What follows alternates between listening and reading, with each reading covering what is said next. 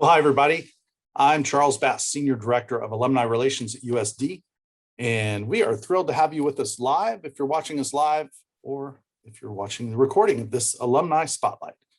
Summer is just around the corner, and the Alumni Association just welcomed thousands of new and returning alumni back to campus for commencement for the classes of 2020 and 2021. It was great to be on campus with so many happy grads, and we have a full summer of virtual and some in-person activities, and you can read all about those on our website at alumni.sandiego.edu. Today, we're all about the FUSO Alumni Network as we salute Asian American and Pacific Islander Heritage Month, which pays tribute to the generations of Asian Americans and Pacific Islanders who have enriched America's history and are instrumental in its future success. To kick things off, I'd like to welcome one of our co-chairs, Audrey Misiano. She received a Bachelor's in Business Administration in 2015 and is currently a full-time MBA student here at USD. She also works at ResMed as their SaaS Strategy and Customer Insights intern. Welcome, Audrey. Thank you so much, Charles.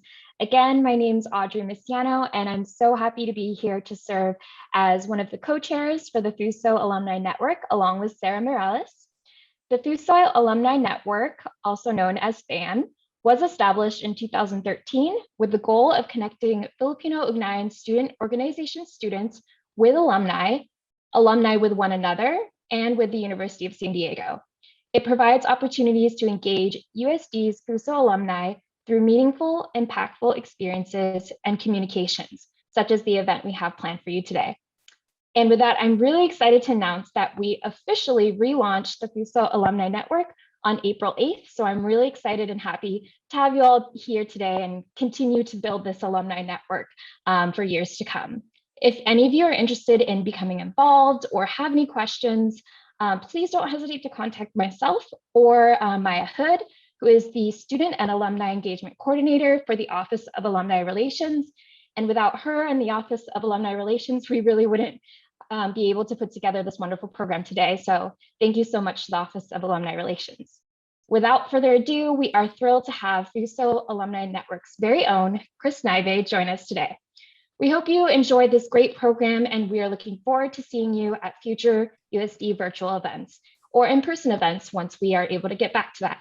So with that, I'll pass it back to you, Charles. All right, well, thanks so much, Audrey. And thanks for what you're doing to help the FUSO Alumni Network grow. And now it's the one and only Chris Nayve. Chris has been working in the field of community engagement and development since 1994. He currently serves as USD's Associate Vice President for Community Engagement and Anchor Initiatives and oversees the Karen and Tom Mulvaney Center for Community Awareness and Social Action. His goal is to deepen the breadth and depth of community engagement for faculty, staff, students, alumni, and community partners in order to address critical social issues through the beneficially mutual exchange of knowledge and resources. He's committed to forging democratic, reciprocal, and equitable campus and community partnerships with focus areas in housing, economic development, social justice, microfinance, and diversity and inclusion, among others.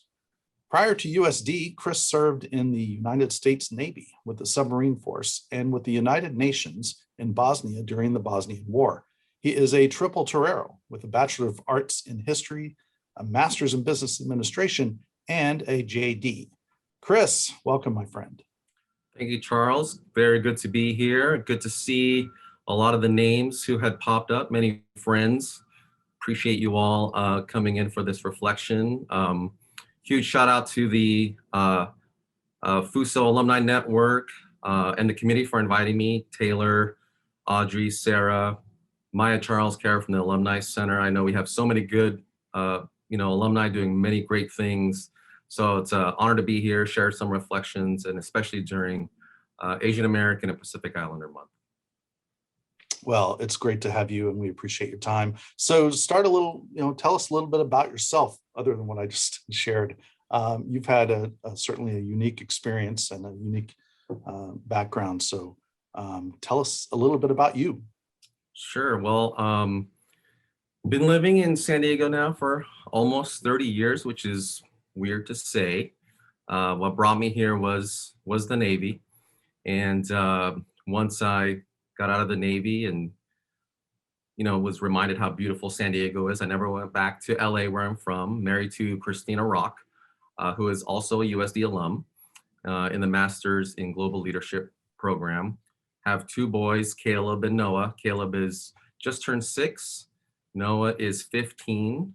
And love them, but just they're too much sometimes.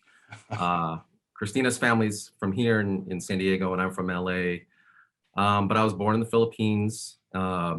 Actually, my parents came before me and they settled in LA. It's kind of a common story. A lot of immigrant families kind of leave their kids to make sure they get established. And then I joined them when I was 3. I like to say it was for a career change for me. But yeah, grew up in LA, mixed family. It was great. However, it's interesting being in higher education for so long because those who knew me would probably give you the side eye that I would be in higher ed for so long because, during high school, I went to a big high school, didn't have a plan. Higher ed wasn't really in the deck of cards for me. So I joined the Navy, served 5 years full-time, 3 years reserves. And yeah, I mean, in 1995, I actually got out of the Navy, was accepted to USD, was at a very different place. And, I was almost done with my degree when I was in the military. USD actually accepted me while I was as a transfer student. And, kind of at the same time was actually employed almost full-time with a housing and urban development grant. So at that time, it was fairly common. You didn't necessarily have to finish your degree to already be, fully employed kind of professionally. But I felt really lucky that USD somehow probably made a mistake and accepted me and been here ever since. Yeah, we have those errors in paperwork sometimes, but certainly glad you've come around and it's been, it's amazing. So what led you, was it that grant that led you into the field of community engagement?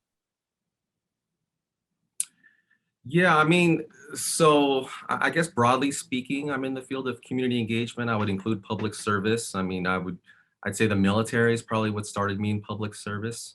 This was in 1990.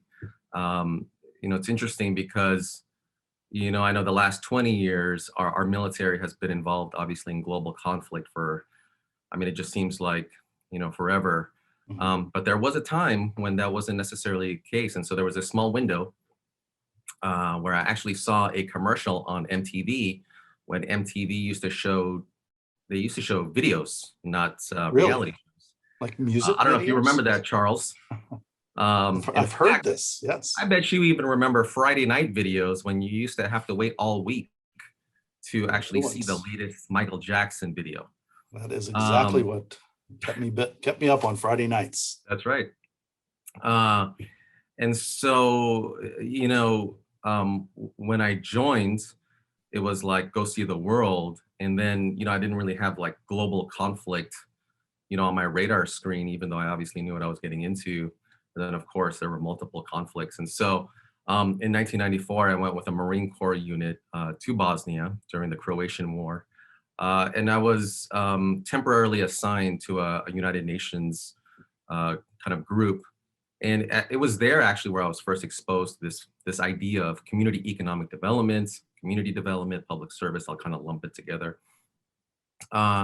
And that experience was pretty formative. I didn't necessarily formulate I was going to get into this field, but I knew, seeing people from all over the world, for example, visiting refugee camps in Sarajevo, or kind of seeing young people from all over the world kind of consider like, all right, well, society in Croatian Sarajevo right now is obviously, kind of disrupted, but at some point they're going to have to rebuild society. And then seeing, artists, academics, leaders, radicals, community leaders from around the world really conceptualize on how to rebuild was really formative for me. And so when I had gotten out and came to USD as a transfer student, I would definitely add that, FUSO, ASA, I was part of Asian Students Association, the United Front Multicultural Center, all the clubs that were affiliated with the Multicultural Center, it took like this burgeoning interest in community development, community work kind of to a new level.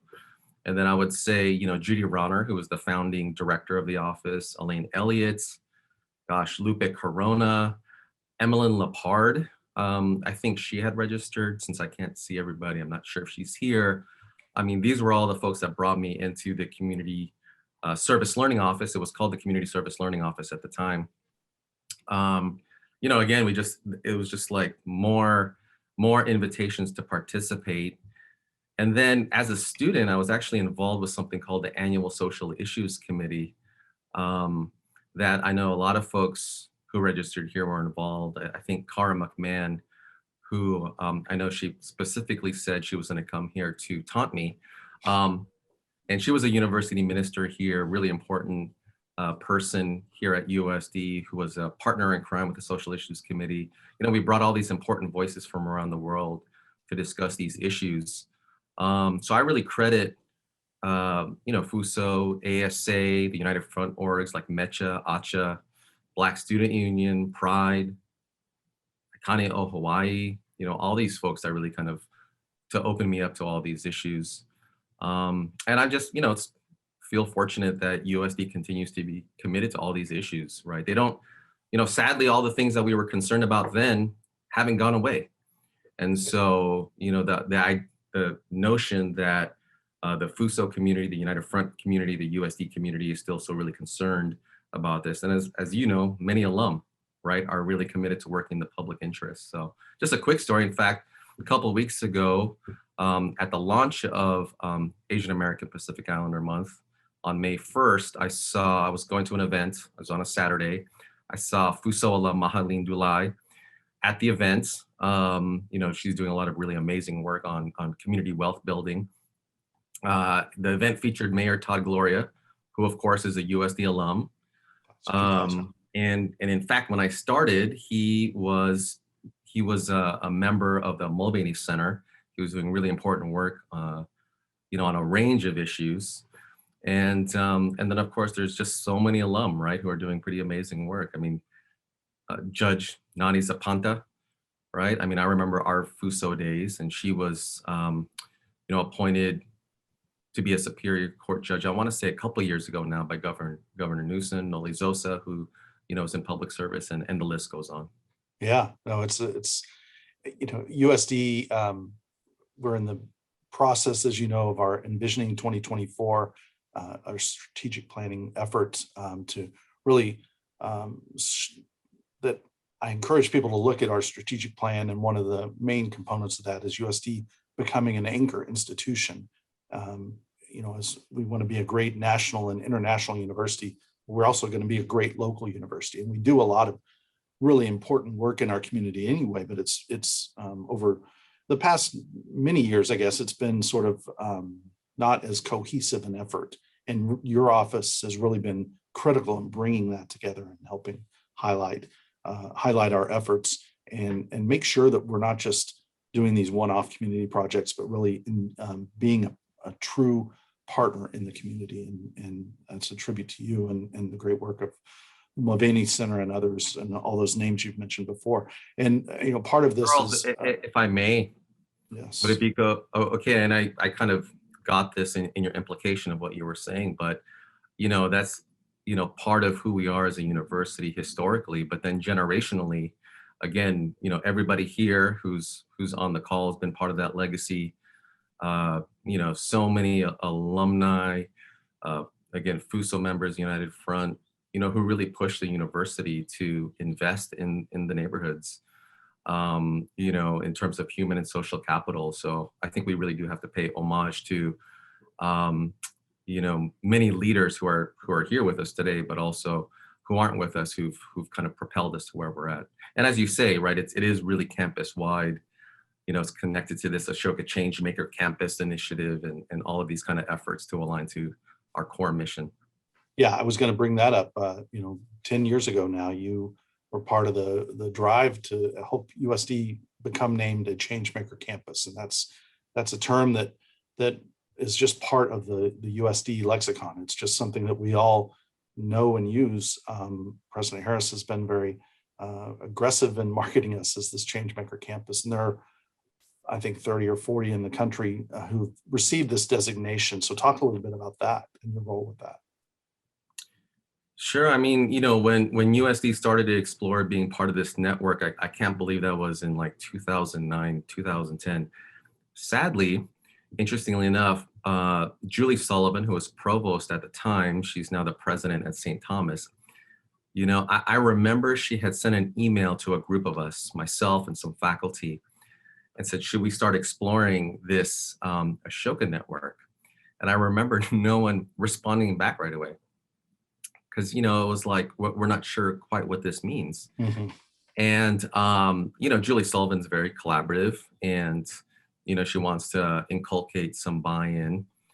And then she followed up and said, I would really like the university to consider being featured as a Changemaker campus. And so she asked a group of us to really explore this and go to the first conference, which was at Duke University, to really learn like, well, what's the value add to be part of this network, right? And so after that conference, she asked Patricia Marquez, who's the dean of our School of Peace, to co-chair the implementation of actually trying to receive the designation. It's a designation you have to, I guess it's like you have to apply for it and kind of showcase what USD is about.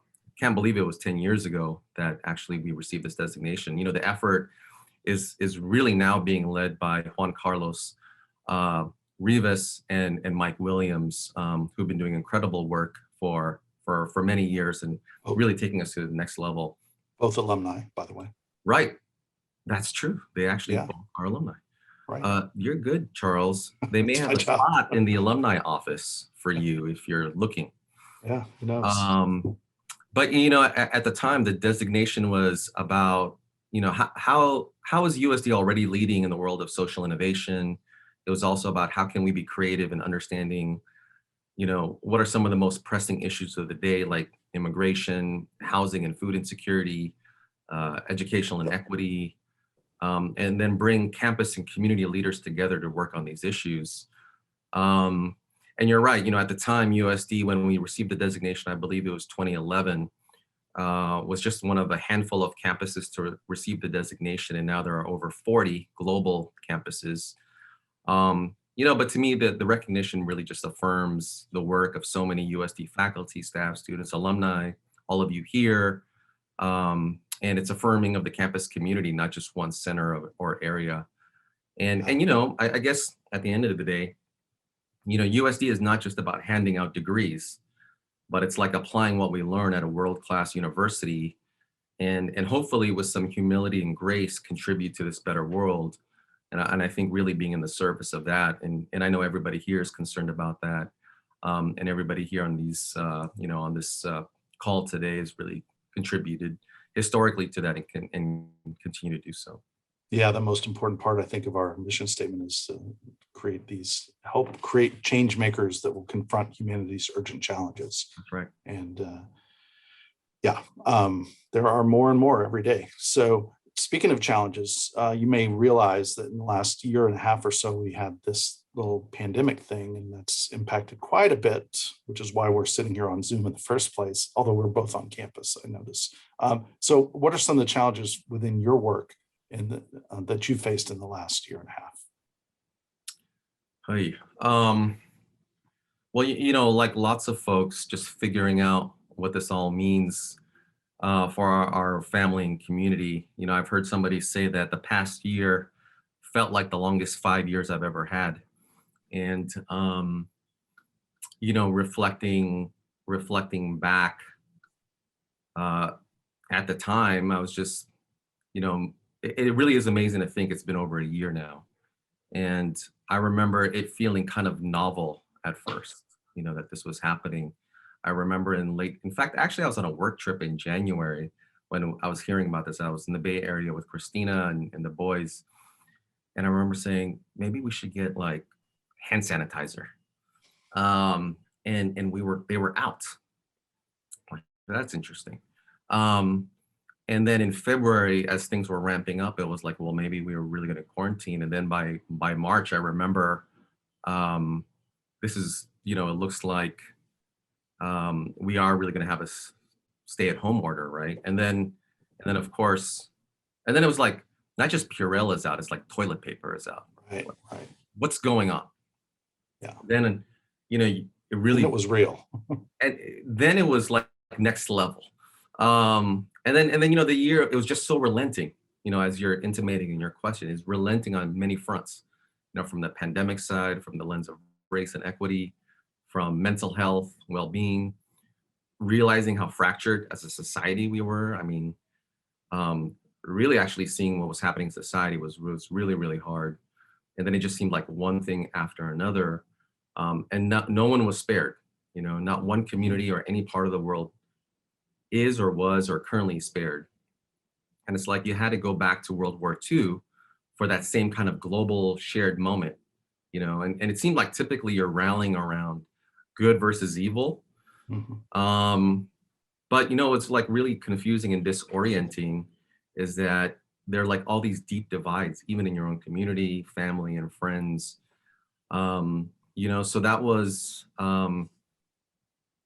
challenging to kind of experience all that, all at once.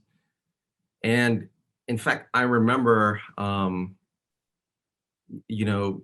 feeling like there would be a lull, and then last summer, you're reminded on the impact that what's happening globally, especially in communities who are already hard hit economically and in terms of race, before the pandemic, the past year has just been devastating. And you're, for me, for I'm sure many of you thinking, when will things turn for the better? And then even the time during and after the election, our country was such in a powder keg moment. And then, my mom and dad got COVID and my father passed. And I was like, okay, where do we go from here? Because, many people were just dealing with so many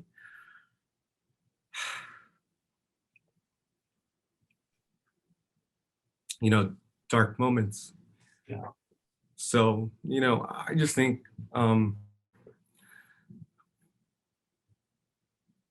what's helped is trying to have a daily meditation, a prayer, how to deal with this past year, thinking about what we're supposed to learn.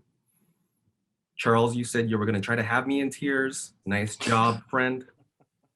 I'm not laughing. I am laughing, but I didn't mean it. Obviously you couldn't be more authentic. And so that's, no, I appreciate it. But, I guess what I'm holding is just everything from the past year. And then, like, how am I doing?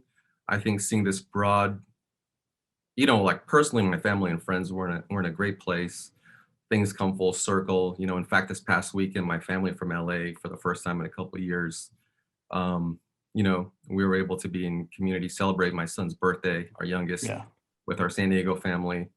The broad intergenerational coalition of people coming from all over the world, saying we're not going to tolerate systemic inequity. All these things right now are definitely keeping me hopeful. When the new administration came in and they had the COVID memorial and that nurse sang Amazing Grace, that was profoundly healing, for me and my family. And then you had Amanda Gorman give her inaugural poem. That was like, okay, so we're going to be okay. There's hope. All of that, most definitely.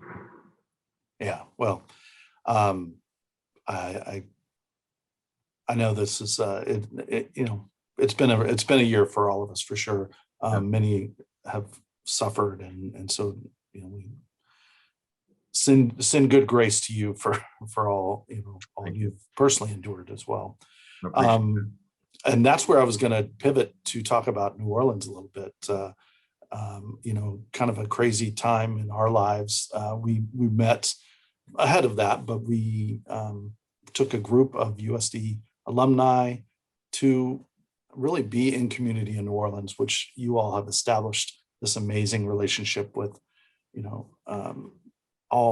just so many wonderful people in New Orleans. And there's a bit of a Torero community in New Orleans. And, we were, it was an amazing experience, hindered slightly by being part of a mass shooting, but, so thankful that none of us were directly injured by that. But what still an incredible experience. And talk a little bit about USD and New Orleans.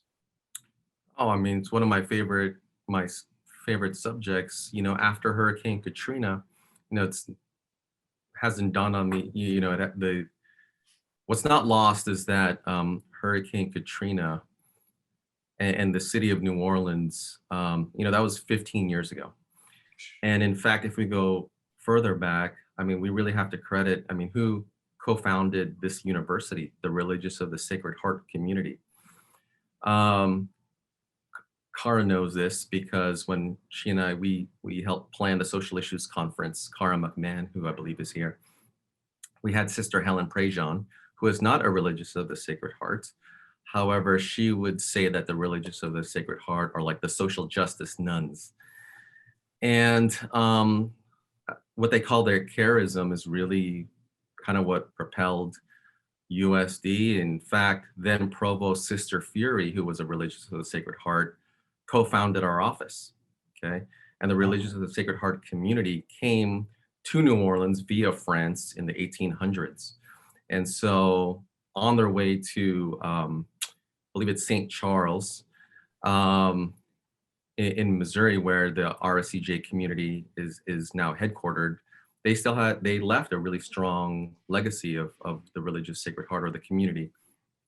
And so after Katrina, the Religious of the Sacred Heart, through Sister Barb Quinn and Sister Mary Pat, love her to death.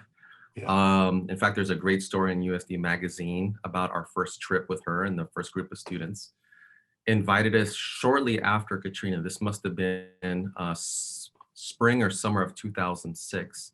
We were finally able to get a group of folks together to really learn, well, how can our university really be in relationship with the community of New Orleans? And so, in fact, that first group of exploratory folks was Brenna Hughes, who's a USD alum, Kelsey Johnson,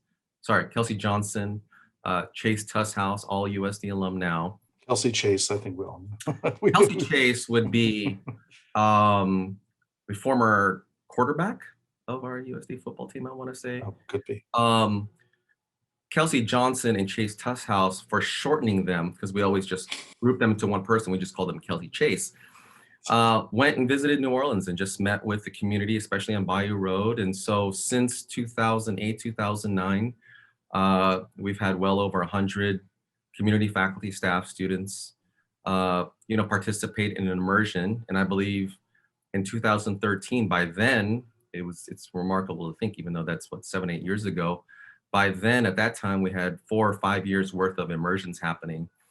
And I know some alum approached the Alumni Center, and then we just had a conversation about how can we take a group of alumni and really think about what do we learn from the RCJ community that's parallel to what we're learning here. I mean, Cara McMahon helped put this together. I want to say Hannah Evans, so many others sat down and said, well, what can this experience be like? And so, New Orleans is a really important place for many reasons. I can't believe to this day that there was a time that this country would have said, we may not want to rebuild the city. We couldn't imagine what our country would be like without New Orleans. And we really owe a lot of our approach to community development to our friends in New Orleans, because they really shared with us, what does it mean to be in community, how to be in mutuality, and to just see each other more wholeheartedly. Well, this is a good opportunity to remind people that you can use the Q&A function. So please do ask questions of Chris in the Q&A function. And I've got a couple more questions. Plus, we have some questions from folks when they registered. Real quick, what's next for, what does the next year have for the Mulvaney Center and for you? Well, this, there's a lot of work to do. Things are looking hopeful, and I also think it's really important for us not to just assume like, well, let's go back to business as usual, because there was, there were a lot of things that, if we've been really reflective, especially over this past year, and specifically, it's like, how is community engagement, social justice, equity, how are they all connected? They're inextricably tied. And how can we say in the higher education space really learn from that? Universities were not created to necessarily just get a degree, and I believe that education is a human right. And if we're fortunate to keep advancing in our education and careers, then what is a full life if we cannot be in the service of something bigger? And so, higher ed is really tied to public service. And so I think the work that the Mulvaney Center team continues to lead, and so many of our colleagues and friends on campus, as well as community partners and alumni, continue to do this work. And there are some historical links to it. It's have to be reminded, I think last summer when, everything was just kind of going on, right? And it was just relenting. It was like one thing after another. And John Lewis passed away. And it was, all the tributes that were coming in and seeing all the footage of him walking over Edmund Pettus Bridge, over 50 years ago. And him and the coalition of marchers that looked very similar to the coalition of marchers last year as well, kind of demanding voting rights. And then when he passed and all the memorials, and then actually seeing some of the photos of him and President Obama hugging when they commemorated the 50 years of walking to Selma. And then when he passed, he was, eulogized and he was brought through the bridge. It was like, okay, we've been there before. Higher education is about public service, right? It is about accessibility. It is about equity. It is about social justice. I mean, you think about the first higher ed institutions in the 1800s were historically Black colleges and universities. In 1837, Cheyney University in Pennsylvania, before slavery was over, right? And so we have over 100 HBCUs now, and you have Hispanic serving institutions that USD wants to become. We have well over several hundred minority serving institutions, tribal colleges and universities. So, education is about equity and inclusion. It continues to be so. It's part of USD's fabric.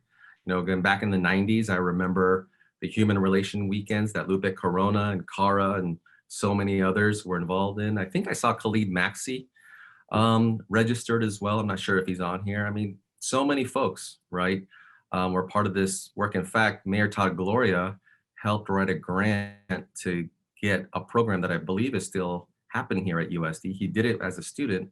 It's called Rainbow Educators, really working on, how can we really understand LGBTQ issues in a much more profound way. So, all these issues continue to exist, and just fortunate to work with students, faculty, community, alumni folks, really committed to this. Ta-Nehisi Coates said, he's hopeful today, and I'd agree with his optimism that hopefully our best days are ahead. And the Mulvaney Center team, but also University Ministry, the School of Peace, I mean, our entire campus continues to really be involved with a lot of these issues. Great. So let's go to some of the questions from our registrants. And first, since Sure. we have, actually we have one in the Q&A. As a two-time Torero and aspiring for 3, good luck, Christopher. I hope you do it. What led you to an MBA? Oh, what led me to an MBA? So this was— That's from Christopher Bresky. Oh, Chris Bresky's here. I thought I saw his name. Oh my gosh. You should ask Chris Bresky. Chris Bresky is a Renaissance man, by the way. So Chris, glad that you're here. I actually learned a lot from you, aspiring actor, all around good person. At the time, this was, I would say, in the 2000s. And I was already kind of working. In fact, before I started the job here, I applied to graduate school, deferred it, ended up getting the job here, and then decided, at some point it would be important for me to kind of follow through and go back to grad school. The reason why I chose the MBA program was I didn't want a traditional business program, but at the time, I was involved in things like microfinance or social impact kind of work, fair trade, coffee, and that whole movement around how do you take what was typically considered business supply chain issues. And at that time, no one was really thinking how it could be integrated and incorporated in a business school curriculum or any kind of curriculum, actually. But it was most associated with saying, well, if I wanted to be a little radical in what a business education would look like, and how do you take some of these business principles and essentially use them for good, it was most nested currently in the business school program. So that's what initially got me in it. But what's great now is, USD has a master in social innovation. You can, as an undergraduate student, you could take you could be a minor in change making. There's different routes now. So Sure. Yeah, nonprofit management. Nonprofit management. Yeah, so okay. Here's Chris is humbled by you, by the way, Chris Bresky. So according to our chat, unless somebody else typed that. But what would you tell your 22-year-old self? Invest in Bitcoin and Tesla. Get that house in New Orleans. Yes. Just don't take your things too seriously. I mean, for those of you who know me, my mind is, probably juvenile too often. I think that served me really well for a lot of years. I think remembering the long view, family, community relationships are what matter most.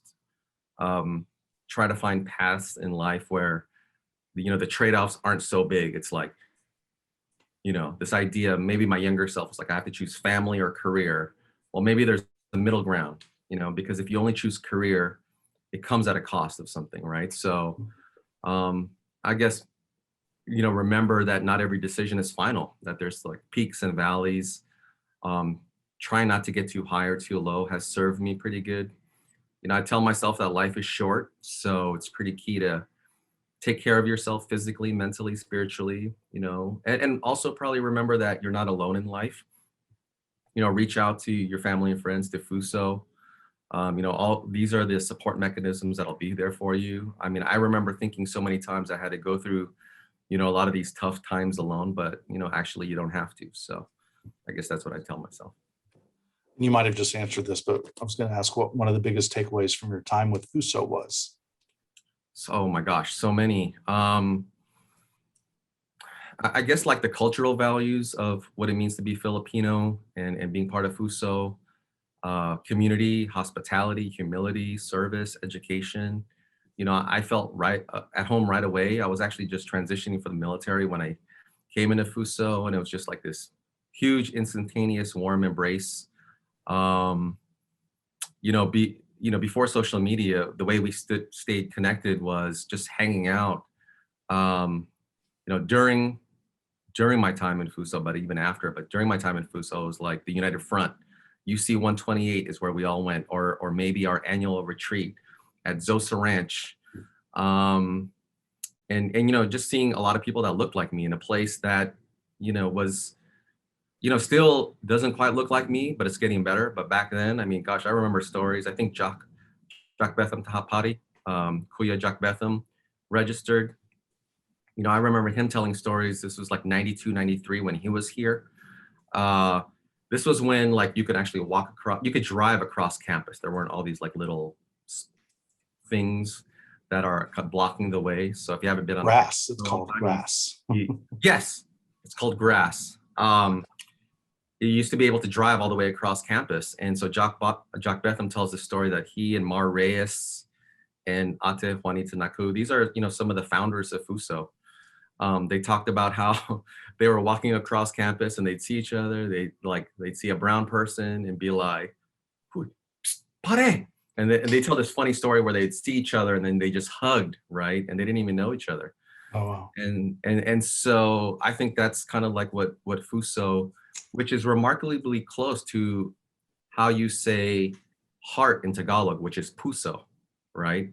And I don't think that's probably an accident, where it really is kind of the values of the heart, lessons that endure. They've not just shaped me, but many alumni, of course, and a lot of community building. So I would say that are some of the, those are some of the biggest takeaways. I would also be remiss not to say that, a lot of this work happened with with university ministry, right? There was a FUSO retreat, or Greek life, or collaborating with Mecha, Acha, ASA, Black Student Union, Pride, Iconic, all of these groups. We may not see each other today, but a lot of the experiences we went through together still, are kind of the forefront of why I do what I do and how I do it. Yeah, they're in you somewhere. Well, at commencement, Jim Harris and I were talking about, if you haven't been on campus in 5 years, you may not recognize the place. I mean, you will recognize it, but there's so much that's happened in the last 5 years alone. But to think back to 1990 and how completely different, not just the physical makeup of the campuses, but demographically, it's a much more diverse population than it was, and it's getting much more diverse every year. And so and that only enriches the community. We know that. So I just wanted to say that in light of how things are quite a bit different than 1990. That's right. Here's a good question. We're almost out of time, but we couldn't not ask this question. What is your most embarrassing story while on a community service trip? We have another hour. So many. I would say it's connected to New Orleans. This was in it has to be my embarrassing moment, right? Not somebody else's embarrassing moment. Yeah, although you do have the power right now, but that's right. I could just talk about other people. We'll have the outtakes, the late night version of this chat. Yeah, there's the pre-happy hour and post-happy hour story. Pre-happy hour story, I would say we were checking in. So this was Kelsey, Chase, Brenna. We were checking into New Orleans in 2009, and we were, what I love about folks in the community engagement field, especially when we do these immersions with our friends in university ministry, is we tend to be very sensitive to what's happening in the community. And that's a characteristic and a trait that I think is really important. I probably took that to the next level when we were checking into the hotel, where there was exposed beams and such in the hotel lobby. So Kelsey says I whispered it, and I think that was for dramatic effect, the way she tells it. But I said something like, "Oh, is this from the damage?" Thinking like this is from still ongoing issues because beams were exposed and such. I guess architecturally, if you're from the design type, that's a cool look. And Kelsey shares it that I said, "Oh, is this from the damage?" As if I whispered it. And then he was like, "No, man, this is just the look of the place." Whoops. So after they got a big kick out of it, I think the lesson learned there was just like, check your assumptions at the door sometimes. And that was one of my embarrassing stories. All right. Well, we have 1 minute left. Any last remarks? Well, 1 minute before we go into the next part of the program. No, what are you going to leave us with, Chris? I would just think, a sense of gratitude, not just to be here and sharing reflections. I think, my time with FUSO, and even though I haven't had a chance to connect with a lot of my, I see some of the FUSO alumni or even current FUSO members, but, a big core value of FUSO is just, the U in FUSO is Ugnayan, which means, link, this connection, this chain. And, we're part of something generationally before us and after. And I think I'm just a voice of a lot of important people that have mentored me, who are affiliated with FUSO, the founders who continue to be friends. And even though I don't know many of the current FUSO members, I know they're off doing amazing and great things. And so the sense of gratitude and humility that my culture is really committed to, I know many cultures are, and that community, has really, the values of what I remember and what I see many FUSO members and alumni continue to do, in terms of just lifting up others, and the sense of gratitude is something I would just express to everybody here, and then everybody who's also here in spirit. Well, Chris, I would like to express my sense of gratitude to you for your friendship, but for all the wonderful things you do for USD and for our community. So thank you very much. Thanks for your time. And we're going to have you hang on here. And next up, we're going to invite Sarah Morales, 2010 graduate of USD's College of Arts and Sciences and the co-chair of the FUSO Alumni Network, who's going to lead the Unity Clap. Sarah. Hello, everyone. Chris, thank you for sharing your story. It's always so inspiring to hear from you. And it was very powerful. I just wanted to have the opportunity to say thank you. So I'm going to lead the Unity Clap, also known as Isang Bagsak. And this is a tradition that we do in FUSO at the end of our events, and we plan to do at the end of our future alumni events. And so Isang Bagsak translates into one fall or one down. And it was used during the farm workers movement to show solidarity between the Filipinx and Latinx farm workers, led by Larry Itliong and Cesar Chavez. It was also used in the People Power movement, also known as the EDSA revolution in the Philippines, meaning one step down towards liberation. And so how it goes is normally you would whoever's leading it would lead a slow clap to mimic a heartbeat. And then at the end, the person who's leading will call Isang Bagsak, and then everyone will clap together. Because we're doing webinar style, we won't necessarily do the slow clap part, but I will call Isang Bagsak and everybody claps. And so we ask that you please join us wherever you are in this Unity Clap so we could all be together. And yeah. Are we ready? Isang Bagsak. I love when it kind of lags, but it's great. We did it. Great job. And back to Charles. Okay. Well, thank you, Sarah and Audrey both, and Chris. We're so happy to have your involvement as we've relaunched the FUSO Alumni Network, and to everybody who's taken part today. Thanks again, and Chris, again, thanks for all your good work. And thanks as well to Maya Hood and Kara Marsh Prophet, two outstanding alumni who are on the alumni relations team, who are behind the scenes for today's event and doing great work for us. Join us for more fun this summer, including the USD Wine Classic coming up on Saturday, July 10th. You can go to usdwineclassic.com or alumni.sandiego.edu and get more information. All the proceeds from the net proceeds from the USD Wine Classic will go to scholarships for underrepresented students at USD. So it's a very important cause, and we hope you'll join us for that.